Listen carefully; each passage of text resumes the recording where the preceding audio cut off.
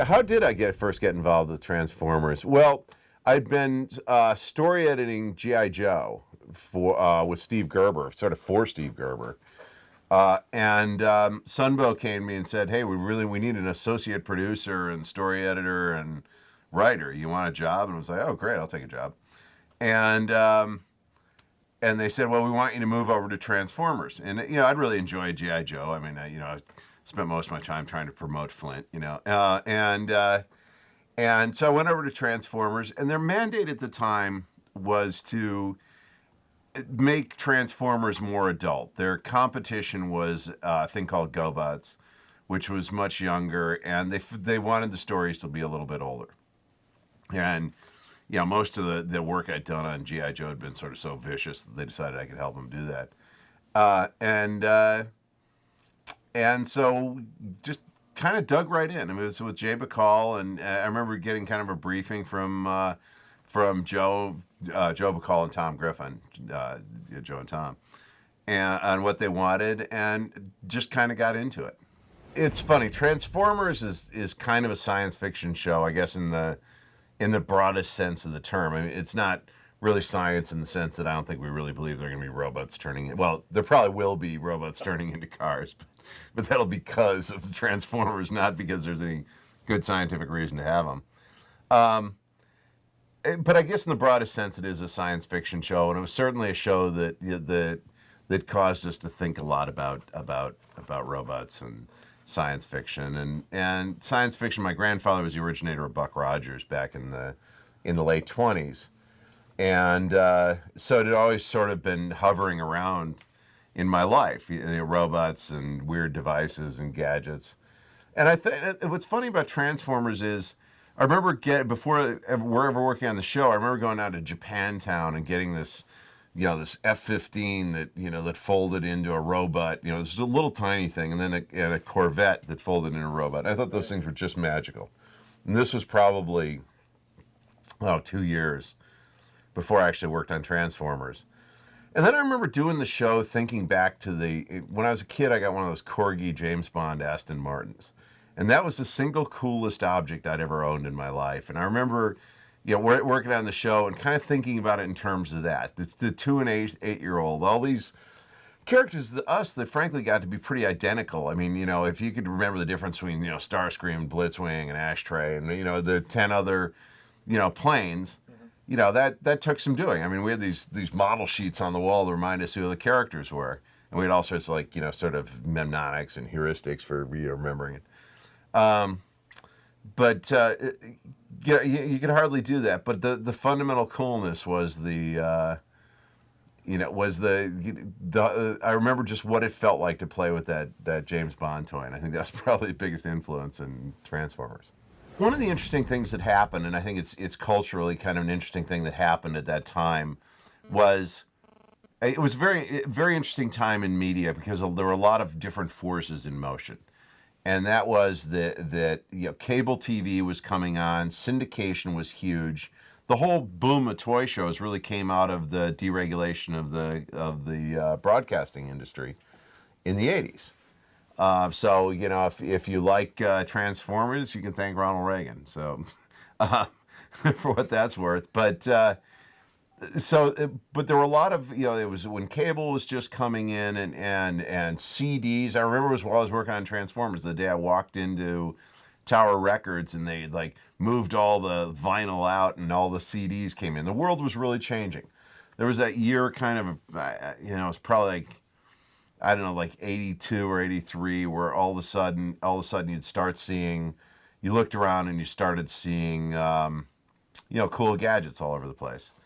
And meanwhile, with our process, what happened was, a lot of the writers that we worked with early on were really animation writers, but more and more, all these refugees from comic books started showing up in our life. I think Gerber had written, it was a big comic book writer. He created Howard the Duck, and Marty Pasco was on early, and I met one of my guys, still, one of my best friends in the world, one day when Steve Gerber brought him over. He's this guy, he was doing a Batman comic book, and we were trying to figure out the end of the Transformer movie, and we're both sort of, we're all kind of collaborating on the same thing. And his book ended up being The Dark Knight, and he's off doing, it's Frank Miller, and he's off doing really cool stuff now. And the graphic novel. Yeah, he did the graphic novel The Dark Knight, and then he later did 300. He made me, I'm the only Spartan that survives in 300. Dilius is the only Spartan that survives. So there's all of a sudden there were comic books, and comic books were always concerned with people really figuring out the mythologies and the worlds and the shared environments, and so they kind of brought that into it.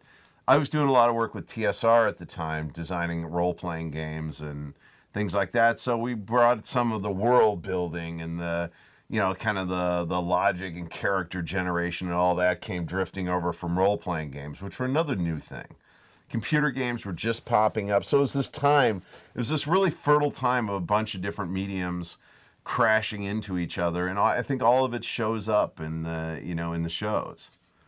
A lot of people have commented on the fact that it seemed like the show kept getting older and older, and I think at a certain level that's probably true. That we started out and it was really a little kids show, and then the mandate was, well, give it an edge and make it a little bit older, and the show was so much about the inmates running the institution that we're making a show for us.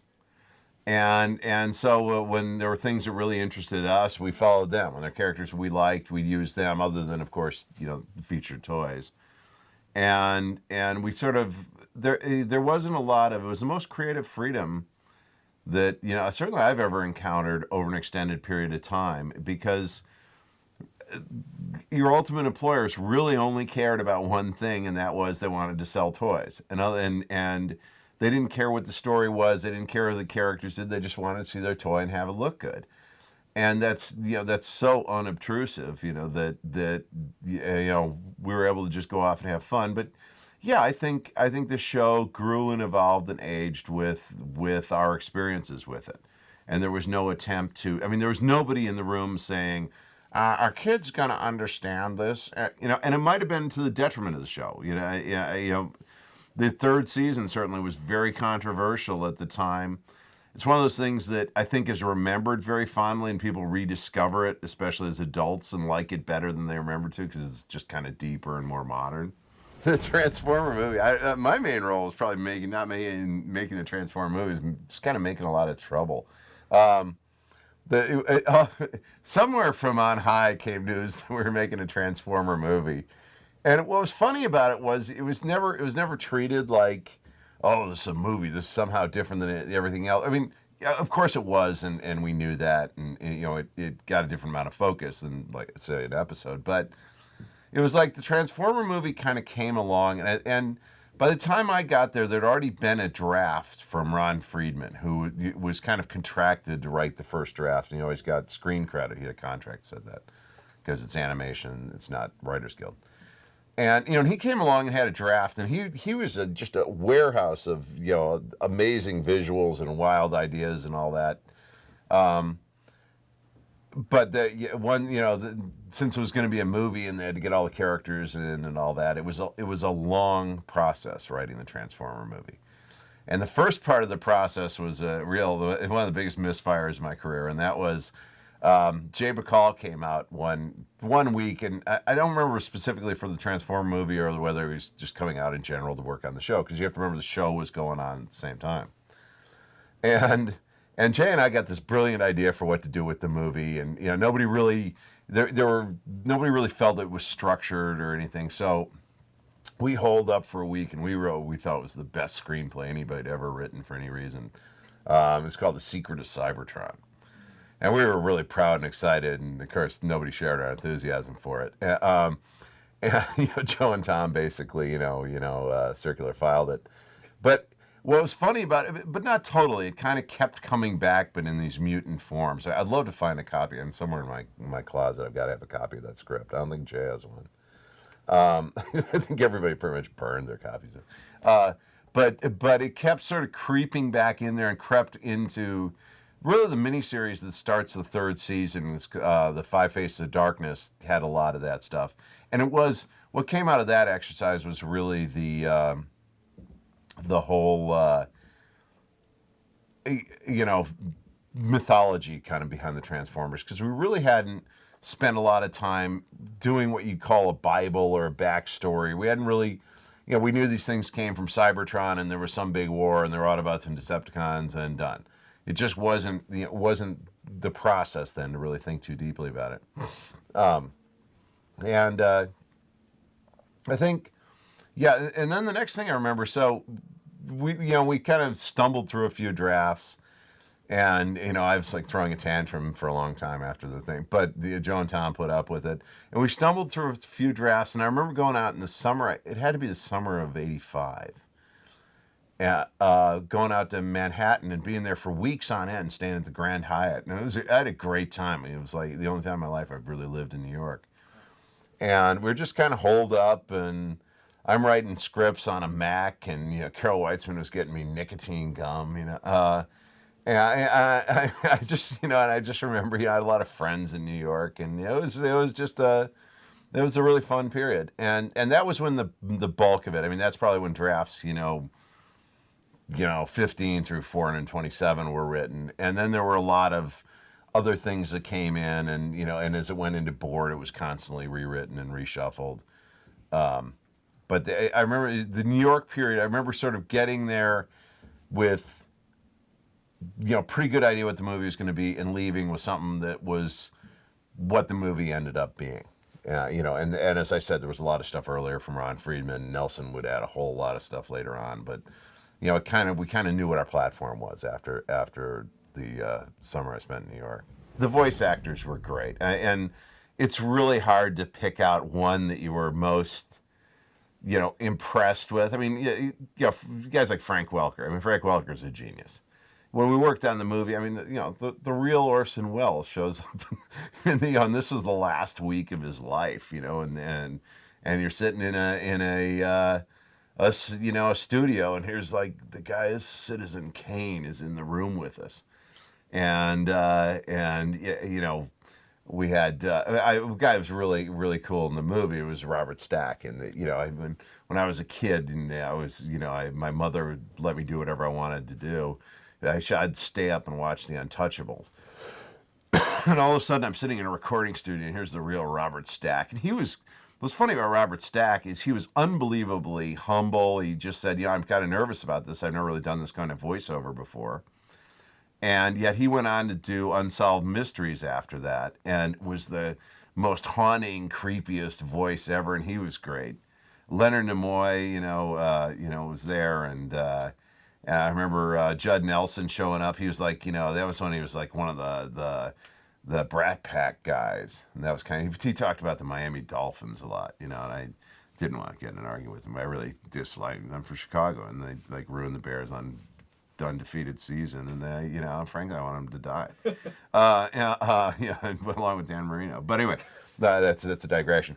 The guy I probably, the most tragic, interesting, and the guy I probably got to know the best was Chris Latta, who played Starscream, and I mostly got to know him because a couple times one summer I had to go down and bail him out of jail in the middle of the night for, I didn't know quite what he was in there for. It was nothing major, it was like I just had to go get $1,200 and get him out. And it was like this summer, I was bailing a lot of people out of jail that summer. But all Transformer voices? No, Chris was the only Transformer voice. But he was really, and what's funny is he showed up a couple years later, and he was going through some clean and sober program, and paid me back. But I mean, he was a extraordinarily talented, really brilliant, he was like kind of the rawest person I've ever met. But I really liked him. I mean, he just had an edge to him, and he felt like he was going to blow up all the time. This was almost too easy, Starscream. Much easier, almighty Megatron, than attacking the real threat, the Autobots moon base. You're an idiot, Starscream. Peter Cullen was, his voice for Prime was the anchor to the show. That was the thing around around which everything turned, and Megatron too. But that was the thing around which the show turned, and I think that's it's great that he's showing up in the movie. I mean, it's perfect, and it'd be great if more people would, or if we can get him into our video game, that'd be great too, because these guys did a fabulous job. Now, all we need is a little energon and a lot of luck. I get asked a lot about Optimus Prime and killing him off and all that. And I was acting under orders. It was my superiors. No, the real answer is that nobody knew that Optimus Prime was an iconic character. This was right then in the moment at the time, and he was the leader of the Autobots, but they could have a different leader.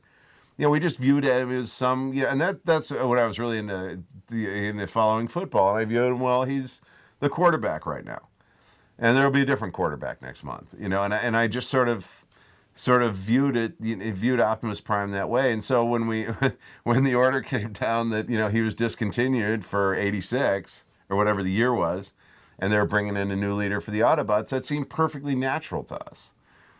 And so, I mean, we knew it was a big deal, and we knew that his getting killed was a big dramatic moment in the movie. But nothing prepared us for what happened afterwards. I mean, some kid locked himself in his room, probably one of the people watching this disc right now, as a matter of fact.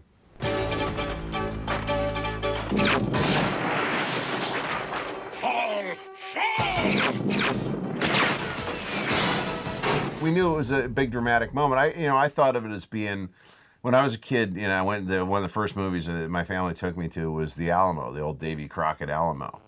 And I remember Davy Crockett got killed, and I thought about it like that. I mean, that's, I guess, how I think about it now. And the irony is that Optimus Prime always was modeled on John Wayne, so it was, there were a lot of people unhappy about that, and I heard a lot about it over the years since then. Prime, you can't die. Do not grieve. Soon, I shall be one with the Matrix. Prime. It's funny, to do it all over again, I guess what I'd like to say is, no, we wouldn't kill Prime, but the fact is we would. I think that's why we're here 20 years later talking about this, this toy show cartoon movie. I think that had a profound impact on people. And you think about it, it was so against the grain of the time. From Star Wars on, nobody was doing movies with that unhappy ending, or with anything really very unhappy about it at all. I mean, where the hero gets killed, you have to go back to Von Ryan's Express or Bonnie and Clyde. They weren't really heroes, but you have to go back to those kind of movies of the early '70s where you really didn't know what was going to happen at the end of the movie. You have to go back to that. Once we killed Prime, I thought I'd seen the last of the guy, and maybe, I mean, I knew maybe we'd bring him back in some horrific zombie form or something like that, but I really thought he was dead. And then the instruction came from Hasbro in no uncertain terms that Prime was coming back to life, and that's that. And if you think about it, I mean, he's a robot. Of course he can come back to life, but that's one of the interesting things about Transformers is they're robots. They're like cars. You can fix them, but at the same time, you really sort of believe that these guys were unique and they were more than robots. You don't see the movie objectively like everybody else sees the movie, and the lines are so intertwined with the people you're involved in making the film and the actors who are saying the lines and that period of your life when that line was coming out of there. Yeah, it's probably that moment where Megatron's saying, "I still live," and Starsky, "What of that?" And he just like kicks him out of Astro Train. That's probably my favorite. If I had to pick a moment out of my favorite moment in the film, but that's just me. Oh, how it pains me to do this. Wait, I still function. Wanna bet?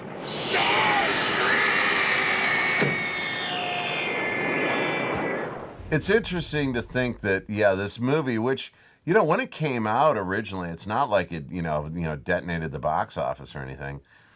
But we're sitting here 20 years later, and it's a phenomenon. And there's, I design video games now, and half the guys I work with, grew up watching this stuff, which is pretty depressing. But, grew up watching this stuff, and and it was very important to him. I mean, these guys like really know the material, frankly, better than I do. It's kind of like, hey, in episode 67, when Ashtray went, falling out of the side of the plane. It's like, I don't know. I remember we went to lunch, whatever that Hamlet Gardens that day. I think. I mean, you just don't. You just don't remember. What the episodes. But I think that the thing that part of I think what makes it its own weird kind of a pop classic or something is the fact that absolutely nobody thought they'd be sitting around 20 years later talking about that movie. Zero, zilch, nada, nobody. I went to a BotCon a couple years ago. I was really happy to be invited to that. They never invited me back, but I mean, I did go to one a couple years ago. And I was amazed by the enthusiasm and commitment of the fans. It was really great. It was, a lot of them are, I mean, they were everybody. There were people who were obviously kids when we made them, and there are a lot of them were new fans, and they seem to be that's what's great about the media environment that we find ourselves in now, that, new and old, it's not like, when I was a kid, basically you'd see a movie when it was in the theater, and then you couldn't see it again until it was, whacked up on TV, and then at a revival house. Right. And, now, anything is new. I don't think I'm really surprised by the success of the Transformers brand. I mean, if you think about it, in nothing other than a toy level, forget the fiction behind it. It's a vehicle. Most Transformers are a vehicle. They're an action figure. They're a kind of construction engineering toy. I mean, they're a puzzle. I mean, there's so much going on with that, with the whole concept of the toy, that doesn't surprise me at all. It's been really successful. It's, I mean, my son buys them, and he, what's kind of funny about it is I have just no credibility with him whatsoever. Your dad. Yeah, I'm dad, and intellectually he knows I wrote the Transformer movie, but he's saying, I got to tell you about Omega Supreme. I mean, there's a lot you don't know about Omega Supreme, and it's like, kid, I created Omega Supreme. I don't want to hear that I don't know. Oh no. And then I'll go on to babble something. But so I mean, that's part of the longevity of it. I mean, it's just such a brilliantly conceived toy. I think one of the things that's most interesting about the movie that we did, that I realized when I was rewatching it a couple months ago, and I couldn't realize it at the time, is it is so absolutely uncompromisingly born of the show and of the characters. It was not like we said, okay, we're going to take Transformers and explain to 50 million people what they are. We really just went in there and said, okay, we're just making a really big episode of the show, and it's going to be giant and epic, but there's just no attempt, there's no primer in it. It's just right there. It's almost like making it for the fans, but we didn't do that either. It wasn't like we were doing sops to the fans. We just did the Transformer movie that it just seemed to us we ought to be doing. Boy, it's really kind of cool to think about. Yeah, where do you go with Transformers 20 years from now? Well, I mean, the first thing is you want to see them actually transform. Okay, when I buy the thing, I want to be able to play with it, but then I also want to hit the button and see them and actually drive around. You got to make them remote control, and they can transform remotely, and they can fight, and they got laser attachments on them so they can actually shoot at each other. And we have to figure out how the flying's going to work, but I mean they got to get them flying. I mean, it's intolerable to have these Decepticons just sitting on the ground. They're planes. Okay, so the wave of toys actually have to fly. Yeah, I mean, I want to see how. I'll just feel that the brand is complete when I really see, Megatron fly through the air, transform in midair, turn into a gun, shoot Optimus, and then land on his feet. And then, that's the toy we're going for. It's just a few weeks away.